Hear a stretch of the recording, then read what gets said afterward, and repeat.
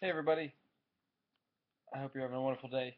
It's a freaking crazy hot day in Topanga. It's all sweaty, you know the deal.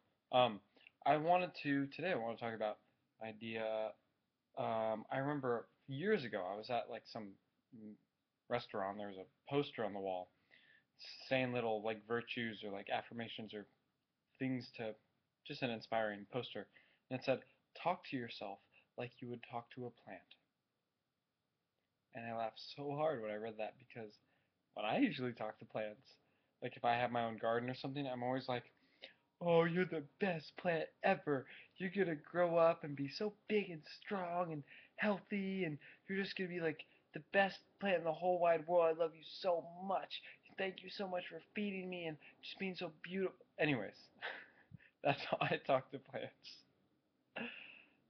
And I was like, "Whoa." This was maybe I was like 17 or something when I saw this. And I was like, wow, I've never ever talked to myself that way before.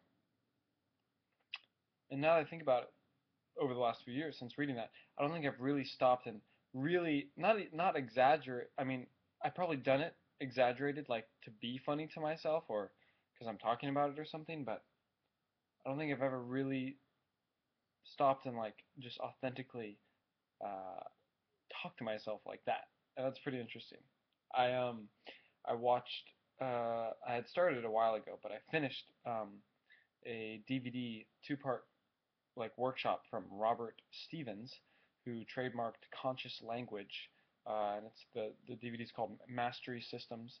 And this one was kind of more just like it was about conscious language. It was about sacred body language, um, and just overall like self perspective of yourself and things like that, self image, and it was really really powerful. Um, So I want to invite you all to really, really take a look at how you are talking to yourself. Are you empowering yourself? Are you really stoked on yourself like you would be on a brand new garden full of all your favorite vegetables, right? Because we all know about Masaru Emoto. We all know how water works. And it's so true. And we just forget. I forget. I'll go a whole day and never stop and be like, whoa. Like I'll go an entire day and never stop and remind myself that my body's mostly water and water acts the way that it acts. And then I have input to provide to that whole relationship. It's amazing how this whole game is really just about how well we remind ourselves to remember and creating a lifestyle that is the practice of remembering every single day. That's why I have some of the tattoos I have. They remind me of things. Um, that's why you know, I mean, that's really part of the reason I do what I do online is I'm just teaching myself. I'm reminding myself. I'll go through sometimes through all my videos, just not to watch them, but just like in my video dashboard to see. I don't know. I just do to see how many like views they have and if they've gotten new comments and things. And I'll see the titles of some of the videos and I'll be like, oh yeah, I talked about that, and I just forget. I forgot about this concept. So reminding yourself to remember, and then saturation is so key. Saturation. Um, Yeah, really powerful. Good stuff. Um, I'm feeling very, very inspired. Something shifted for me today. Feeling a lot more just faithful and confident and hopeful. I started the day putting, uh, if you follow me on Facebook, you would have seen I put my pants on right foot first, which have never done.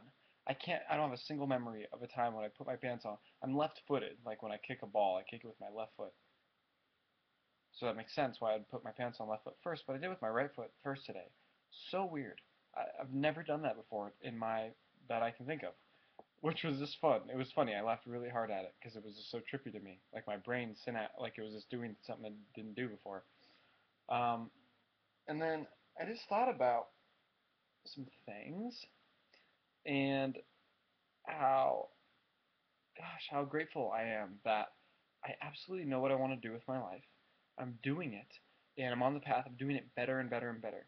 And that it is being who I am online and in the world, and doing my best to be the best me I can be and help others do that as well. And it's just incredible that that's what I get to do. And with that, I guess I had this new surge of confidence knowing that that's really special that I do that. And it's not I'm not being egotistical or selfish or anything. It's like that's what I'm. It's not that it even was handed to me. I chose to do it. I want you guys to know that, in relation to whatever it is you want to do with your life. Like I got into these things and then I made the choice. I'm like, you know what? I want to learn a lot about how life works and how my mind works and how my feelings work and how systems of living work. And then I want to share that with people. And I'm going to put some work, some effort into researching and figuring out how that stuff works. I chose it.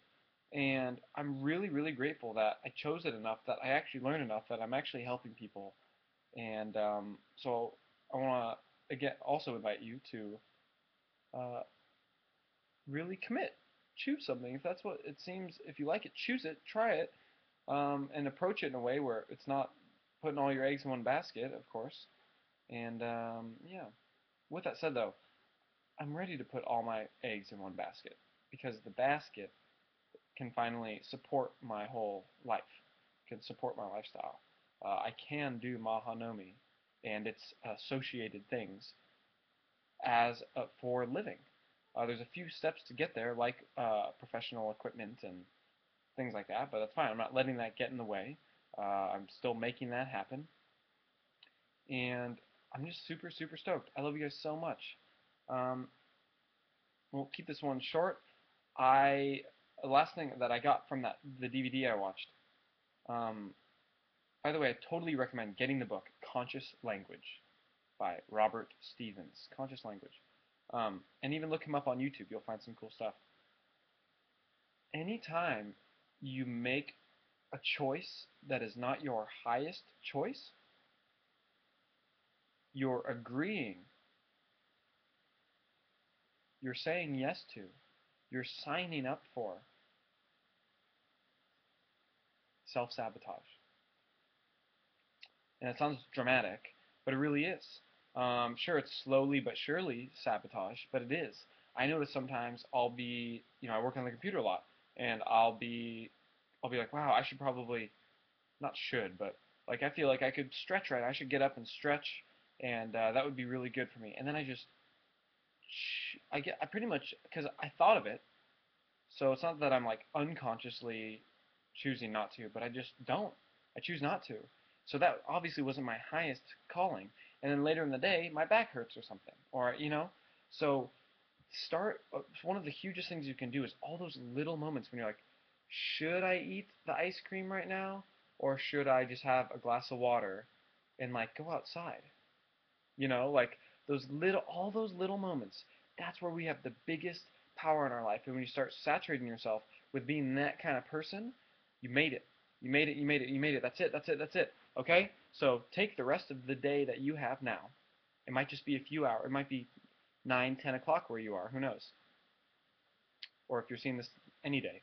Take the rest of that day and be very, very conscious of the little decisions. And even like push yourself. Like, could you do some extra stretching or deep breathing or going outside or drinking more water or connecting with more people or clearing up relation? Who knows?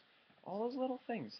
That's who you want to be. That's who we deserve to be because it's who we really are here to be, which is ourselves fully in integrity and love. I love you so much. Find me on Facebook. Let's be friends.